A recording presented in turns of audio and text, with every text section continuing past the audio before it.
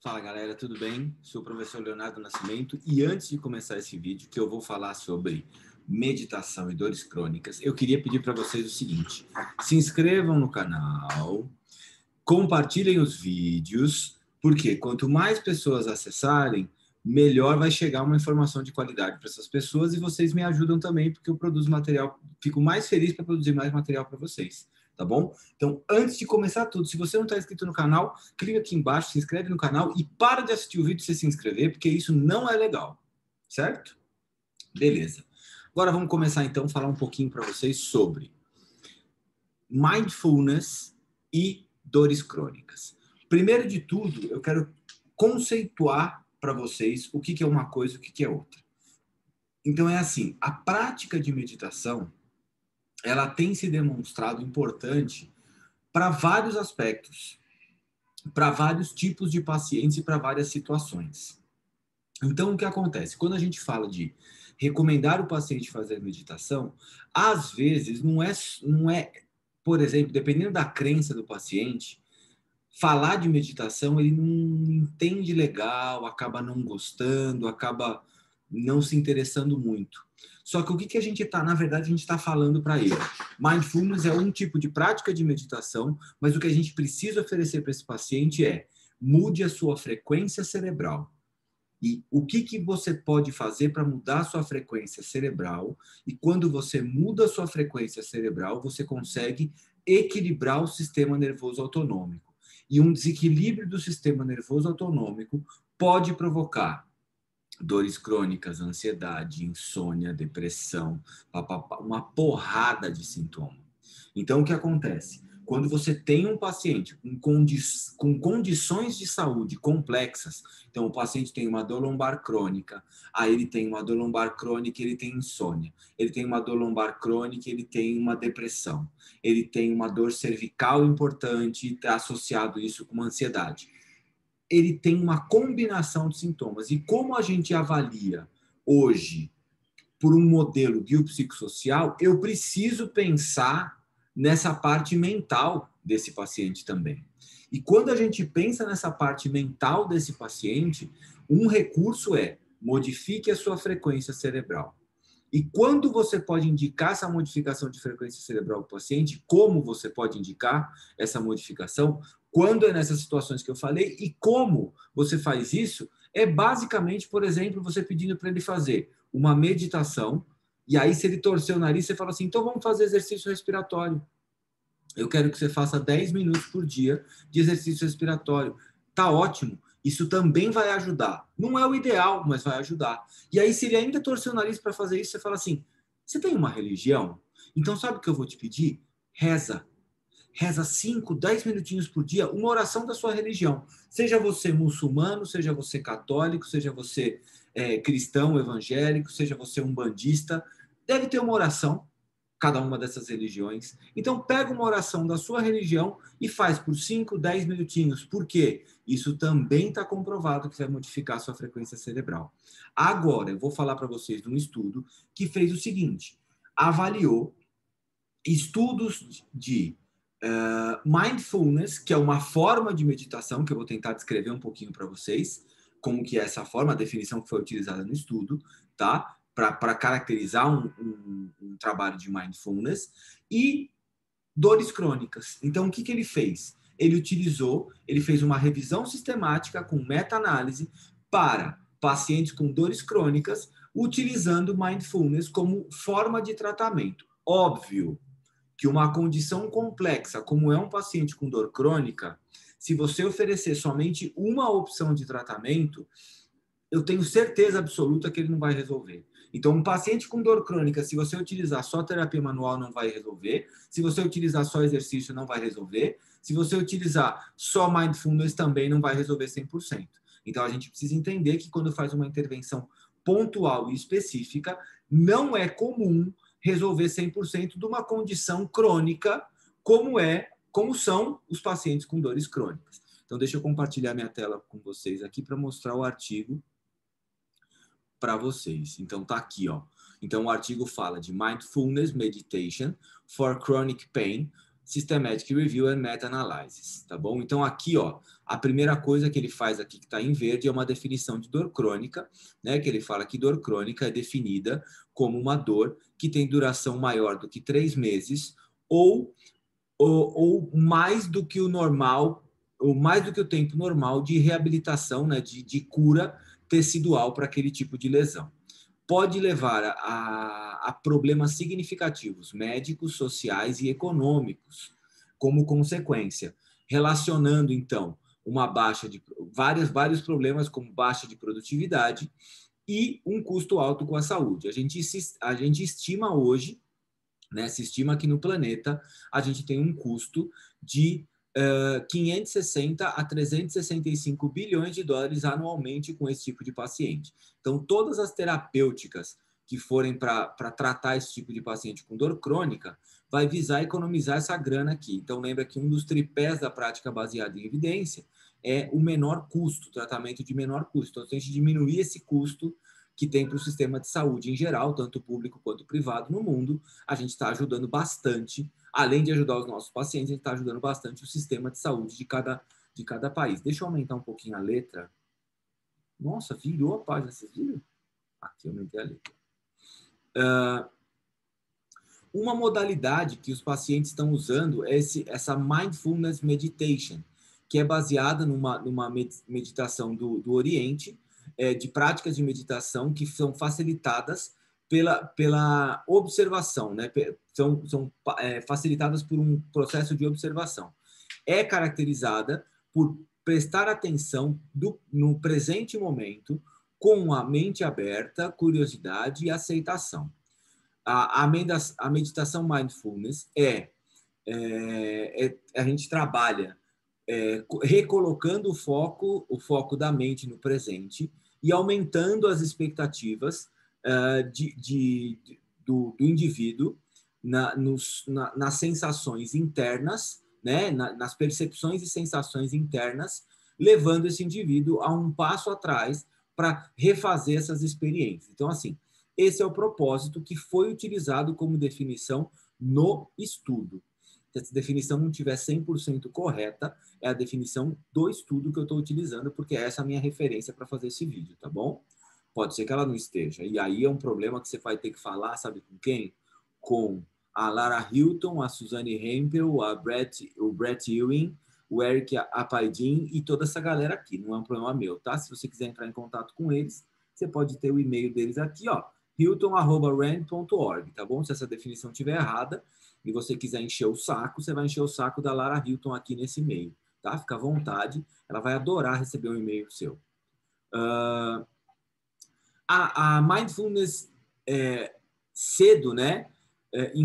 Nos pacientes em estudos de dor, em estudos que estudam pacientes com dor, tem demonstrado desfechos promissores nos sintomas de dor, nos distúrbios de comportamento, na ansiedade e na depressão, como uma diminuição na utilização de drogas. Então, o propósito de fazer essa revisão sistemática foi exatamente isso, que alguns estudos têm demonstrado que esse mindfulness tem sido utilizado em pacientes com dores, e esses pacientes com dores estão mostrando uma diminuição na dor, diminuição na utilização de drogas, alterações de humor importantes, alterações de humor, mood, mais do que humor, né, de ânimo, né, em geral, ansiedade, depressão, tá? Então, é interessante por causa disso essa revisão. E aí, como toda revisão sistemática, você tem que descrever uma metodologia de como você encontrou aqueles estudos, e aqui está a metodologia.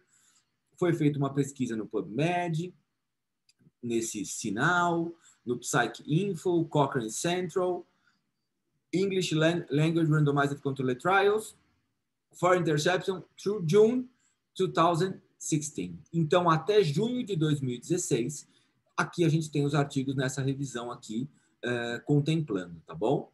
Aí a gente tem aqui, ó, critérios de elegibilidade. Então, foram eleitos os estudos que tinham grupos paralelos, individuais, ou clusters, né, de RCTs, que é Randomized Controlled Trial, ensaios clínicos controlados randomizados, de adultos que reportaram dores crônicas foram incluídos. Então, eles pegaram estudos paralelos, estudos individuais ou estudos de cluster, com ensaios clínicos controlados randomizados em adultos com dor crônica. Então, a gente só vai falar desse tipo de paciente nesse estudo aqui, porque foram os critérios de elegibilidade até junho de 2016. Se alguma coisa foi publicada de 2016 para cá, provavelmente não está contemplado nesse estudo, tá bom?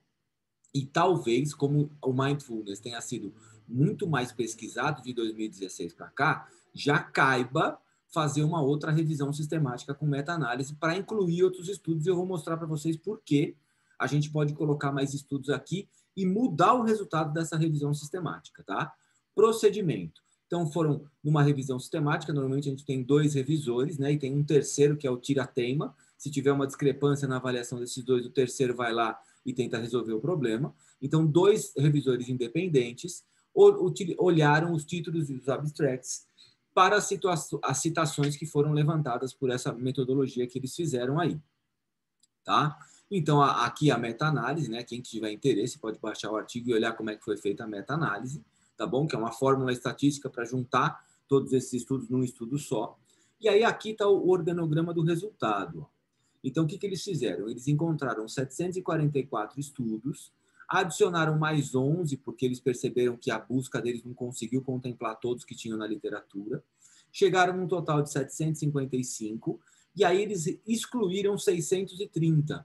Por quê? 241 estavam fora do tópico, não tinha mindfulness em 96, o desenho não era ensaio clínico controlado randomizado em 92, não tinha um background em 77, já eram revisões sistemáticas 53, os participantes eram animais e crianças em 35, não tinha o desfecho como dor ou utilização de analgésicos, eram 25, duplicados eram 6 e não estavam em inglês 5.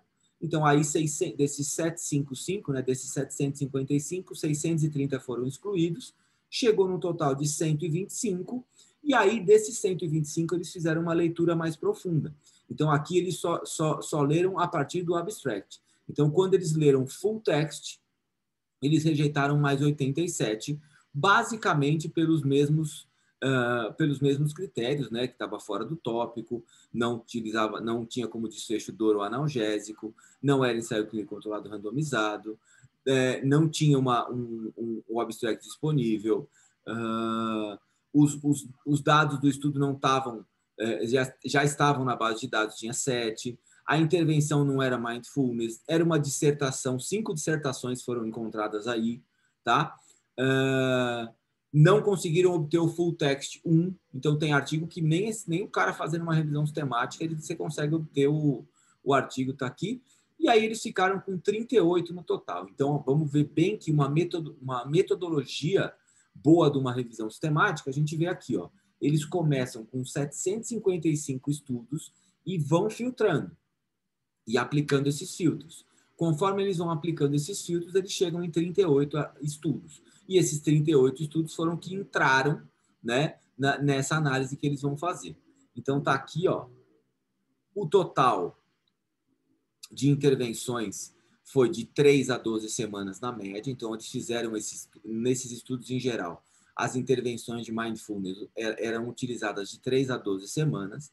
E a maior parte das intervenções, de 29 estudos, eram de 8 semanas de duração. Então, uma das coisas que a gente pode perceber é o seguinte, a gente já pode falar até para o nosso paciente no consultório.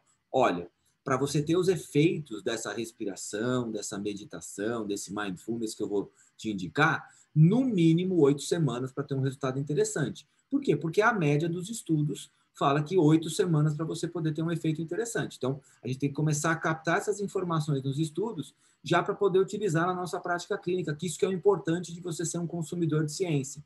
É você saber o que você está lendo e, além de saber o que você está lendo, é saber quando que você pode utilizar isso no seu paciente e como que você pode utilizar isso no seu paciente. Então, você pode falar para ele assim, olha, seu José, de 3 a 12 semanas é o tempo mínimo que você vai ter que fazer isso. Os resultados começam a aparecer numa média de 8 semanas, mas pode ser que apareça antes, pode ser que demore um pouquinho mais, tá? 21 estudos foram conduzidos em Mindfulness-Based Stress Reduction, que eles colocaram como MBSR, tá? Então, o SR aqui é de Stress Reduction. E 6 estudos foram Mindfulness Based of Cognitive Therapy, MBCT. Então, CT vem de Cognitive Therapy. Então, eles tinham basicamente dois tipos de desfechos diferentes. Um de redução de estresse, outro de terapia cognitiva. Tá? Então, a gente vai ver que eles separaram isso quando foram fazer a meta-análise. Aqui tem a descrição dos estudos, né? Então, a gente vê aqui, ó, estudos feitos nos Estados Unidos, na Europa, na Austrália, Estados Unidos, Europa, Nova Zelândia, Europa, Estados Unidos, a maior parte deles, né? No Oriente Médio, no Oriente Médio de novo. E aí a gente tem aqui as intervenções, tá vendo? Ó, com grupo controle, sem grupo controle. Então, aqui acho que vale a pena. Ó, e aí os sintomas mais variados possíveis, ó. Cistite intersticial, non-specific pain, câncer, síndrome do intestino irritável, neuralgia pós-herpética, back pain, né, dor nas costas, dor de cabeça, fibromialgia, dor musculoesquelética, fibromialgia, câncer, né, neuropatia diabética, tá vendo? Então tem os mais variados desfechos, as amostras, ó, 35, 144, 100, 100, 100, olha lá, ó, 282, 33, 30, 170. Então, assim, vale a pena vocês baixarem esse estudo aqui para dar uma olhada nos tipos de intervenções, os tipos de dores que eles acharam. E aqui a gente vê, ó, aqueles desfechos que eu falei para vocês, ó, stress reduction, né? Ou cognitive therapy. Então, tem o MBSR e o MBCT, tá? Então, são os dois desfechos que foram mais procurados, dois grupos de desfechos. E quando eles foram fazer o gráfico desse estudo, que é o forest plot, eles fizeram esse forest plot, está aqui, ó, esse forest plot, e aí a gente pode perceber o seguinte, eles dividiram os desfechos. Então, eles pegaram esse forest plot e dividiram em cognitive therapy, nesse primeiro gráfico aqui de cima, que está aqui, e o stress reduction nesse outro gráfico forest plot aqui. E aí eles tiveram outras intervenções também, que foi colocada nesse gráfico aqui de baixo. E lembra que anteriormente eu falei para vocês que vale a pena continuar e fazer uma outra revisão sistemática, porque outros estudos podem mudar o resultado disso aqui, e eu vou mostrar agora para vocês por quê. Quando a gente tem um forest plot, aqui a gente tem um intervalo de confiança das respostas de cada um desses estudos aqui. E esse losango aqui no final, ele é o resultado de todos esses pequenos resultados somados. Então, aqui é a resultante dessa revisão sistemática. Então, o que a gente percebe?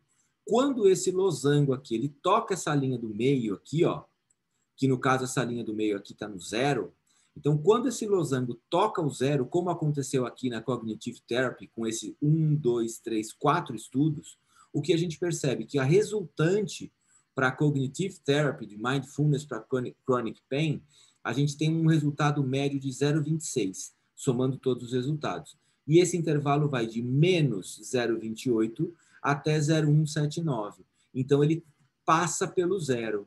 Quando ele passa pelo zero, o que isso quer dizer? Que o grupo tratamento e o grupo controle teve um resultado similar. Ou seja, tratar ou não tratar não vai fazer diferença para a Cognitive Therapy. Só que é menos 0,28 a 0,79. Percebe que não está tão longe do zero aqui com menos 0,28? Então, talvez se a gente colocar mais 2, 3 estudos aqui, esse 0,28 vire 0 ou vire 0,1. E aí eu já tenho um resultado positivo a favor da intervenção. Tá vendo? Então, aqui a gente percebe que se a gente aumentar o número de estudos, a tendência é ter um resultado positivo em favor do mindfulness para a cognitive therapy. E aí a gente tem aqui stress reduction. Aqui estão todos os estudos de stress reduction. E aí o que a gente percebe? Olha a resultante aqui embaixo do losango. É 0,41.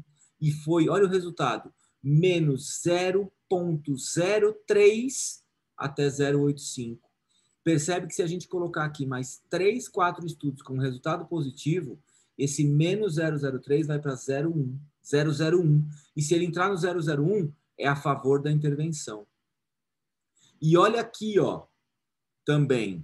Quando a gente olha aqui, ó, para outras intervenções, o que a gente percebe? Não passa pelo zero. Então, para outras intervenções, é de 0,02 a 0,46 a resultante. Ou seja, para outros desfechos, para outras intervenções, né? O que a gente tem? A gente tem que o resultado é positivo. Então, percebe que, assim, na meta-análise, a gente não conseguiu demonstrar um resultado positivo para terapia cognitiva e um resultado positivo para redução de estresse. Porém, essa aqui foi de 2016. Se a gente aumentar esses estudos aqui, a gente vai conseguir um resultado positivo. Se a gente fizer estudos de maior qualidade, a tendência é que isso dê um resultado positivo na meta-análise. Então, talvez agora, em 2021, já caiba uma outra revisão sistemática, uma outra meta-análise, e aí talvez a gente tenha um resultado diferente dessa aqui, porque aqui não foi demonstrado um resultado importante, a não ser em outras intervenções, não essas aqui especificamente nesse quadro. Então, aqui ele vai fazer um resumo disso. Ó. Quando a gente fala de depressão, a meditação mostrou uma diminuição nos scores de depressão comparado com o tratamento usual, por exemplo, com educação, manejo de estresse e em relação aos grupos controle. Quando a gente fala de qualidade de vida, as análises de qualidade de vida detectaram uma heterogeneidade muito grande e a qualidade da evidência foi moderada para a saúde mental. Ou seja, para a qualidade de vida, a gente não tem estudos de boa qualidade ainda. Tá? E para incapacidade, a qualidade da evidência foi classificada como baixa, imprecisa e as amostras muito pequenas. Então, para incapacidade, não é mindfulness que vai te ajudar. A utilização de analgésicos, somente 4 estudos reportaram a utilização de analgésico como um desfecho. Então, todos os estudos lá, que eu não lembro quanto tinha no total, acho que eram 38, alguma coisa assim. Desses 38 estudos, a gente vê que somente 4 mediram o uso de analgésicos. Então, assim, é um desfecho que precisa ser medido, porque paciente com dor crônica, às vezes, utiliza analgésico de forma crônica. Então, como é que você vai fazer um estudo de dor crônica e não vai medir a quantidade de analgésico que o paciente está usando? Né? Então, é um erro metodológico do estudo. Então, a medicação analgésica, a favor do grupo intervenção, foi documentado uma diminuição, um decrease, na utilização de analgésicos comparado com o grupo controle. Então, assim, a meditação, mindfulness, conseguiu mostrar que a gente tem, depois de 12 semanas, a 12-week follow-up, depois de 12 semanas de utilização de meditação, eles tiveram uma redução na utilização de analgésicos. Um estudo de mindfulness meditation como terapia cognitivo-comportamental versus tratamento usual para dor lombar, reportou que a média de morfina, a média de dose de morfina diária de cada paciente não foi significante entre os grupos de 8 a 26 semanas. Mas um outro ensaio clínico de MBSR, que é o Stress Reduction, para back pain, para dor lombar, encontrou nenhuma diferença significativa entre os grupos na utilização de analgésicos reportados pelos pacientes. Tá? A gente encontrou participantes que estavam mais sujeitos a não estarem nos critérios da utilização de opioide imediatamente depois do tratamento. Então, depois da utilização da meditação, os pacientes estavam aceitando menos a utilização de medicamentos para dor. Isso é uma coisa interessante. Então, talvez o mindfulness em longo prazo, associado com outras intervenções, a terapia manual, exercício, um trabalho específico para dor crônica, consiga mostrar algum efeito importante na redução da utilização de analgésicos. E aí tem um negócio interessante, efeitos adversos. Porque a gente acha que a meditação é maravilha, não vai dar nada. Não, tem efeito adverso sim. Quer ver? Ó? Somente 7 dos 38 ensaios clínicos controlados incluídos reportaram efeitos adversos. Então, de novo, como é que você não vai reportar efeito adverso da sua terapia num ensaio clínico? Você precisa medir esse efeito adverso também e demonstrar esse efeito adverso. Porque qualquer tipo de terapia pode ter efeito adverso. A aspirina tem efeito adverso. Terapia manual tem efeito adverso. E a aspirina, vocês já viram um vídeo aqui no canal, tem mais efeito adverso que a terapia manual.